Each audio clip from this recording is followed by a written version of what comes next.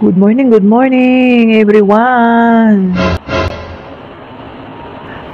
Sana okay kayong lahat at work mode na naman tayo. Kasi para sa pamilya natin at saka sa future natin. At saka mag-prepare lang ako sa mga gamit ng pasyente ko kasi papalitan ko yung plastic bag sa tiyan niya.